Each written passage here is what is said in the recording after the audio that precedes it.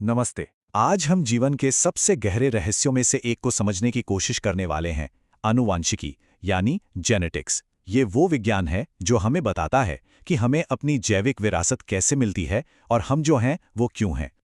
कभी सोचा है कि किसी की आंखें माँ जैसी और मुस्कान पिता जैसी क्यों होती है?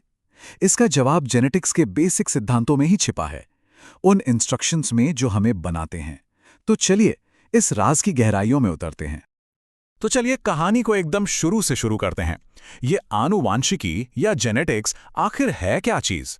ये सिर्फ एक साइंटिफिक शब्द नहीं है, बल्कि ये जीवन के पूरे ब्लूप्रिंट के रहस्यों को खोलने वाली चाबी है। तो देखिए, अगर इसकी किताबी परिभाषा देखें तो जेनेटिक्स है वंशानुक्रम की पढ़ाई।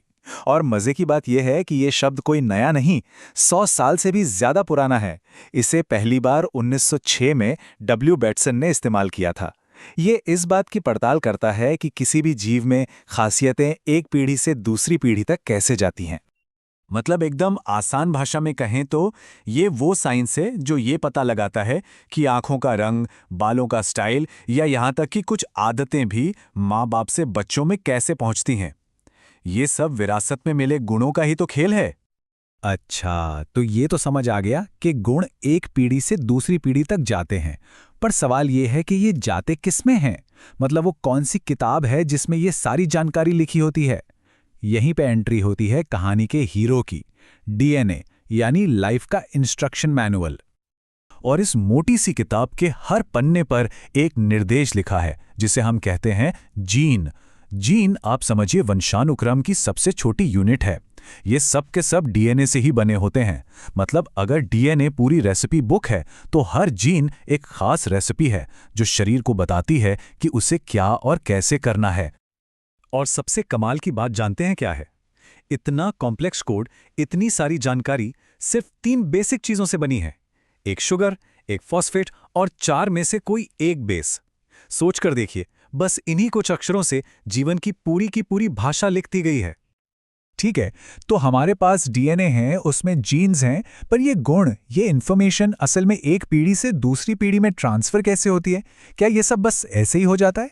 नहीं, बिल्कुल नहीं। इसके पीछे कुछ बड़े पक्के बायोलॉजिकल नियम काम करते हैं। इंसान की हर एक कोशिका में, हर एक सेल में क्रोमोसोम्स के 23 जोड़े होते हैं। 23। और इन्हीं स्ट्रक्चर्स में हमारी सारी जेनेटिक इन्फॉर्मेशन, सारा ब्लूप्रिंट पैक होता है। इन 23 जोड़ों में से एक सेट माँ से आता है और दूसरा पिता से, और बस यहीं से बनता है एक बिल्कुल नया यूनिक कॉम्बिनेशन। ये स्लाइड एक बहुत ही इंटरेस्टिंग चीज दिखा रही है, लिंग कैसे तय होता है। देखिए, 23 जोड़ों में से जो 22 जोड़े होते हैं वो तो ऑटोसोम कहलाते हैं। असली खेल होता है 23वें जोड़े का। अगर बच्चे को माँ से एक्स क्रोमोसोम और पिता से भी एक्स क्रोमोसोम मिलता है तो वो लड़की होती है, और अगर माँ से एक्स और पिता से वाई क्रोमोसोम मिलता है तो वो लड़का होता है। और ये सारी बातें, ये नियम हमें पता कैसे चले? इसका बहुत बड़ा क्रेडिट जाता है ग्रेगोर मेंडल को। उन्हें आनुवंशिकी का जनक या फादर ऑफ जेनेटिक्स भी कहा जाता है। उन्होंने मटर के पौधों पर जो काम किया, उसी ने इन सारे सिद्धांतों की नींव रखी जिनसे हम आज भी वंशानुक्रम को समझते हैं। तो मेंडल ने नियम तो बता दिए, पर क्या प्रकृति हमेशा इन नियमों को मानती है? क्या होता है जब इस जेनेटिक कोड को कॉपी करते समय कोई गलती हो जाए, कोई टाइपो हो जाए? यहीं से हम एक नई दुनिया में कदम रखते हैं, म्यूटेशंस और जेनेटिक वेरिएशन की दुनिया में।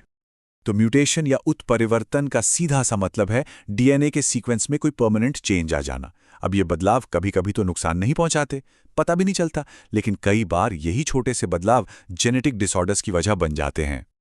ये स्लाइड दिखाती है कि इन जेनेटिक चेंजेस का असल जिंदगी में क्या असर पड़ सकता है। जैसे डाउन सिंड्रोम, जो क्रोमोसोम 21 की एक एक्स्ट्रा कॉपी की वजह से होता है, या हीमोफीलिया, जिसमें खून का थक्का ठीक से नहीं जमता, और सिकल सेल एनीमिया में रेड ब्लड सेल्स का आकार बदल जाता है। ये सब हमारे डीएनए कोड में हुए छोटे छोटे बदलावों के बड़े नतीजे हैं। इतनी सारी जानकारी हम तक पहुंची कैसे? साइंस की हर बड़ी खोज के पीछे कुछ जबरदस्त दिमाग होते हैं।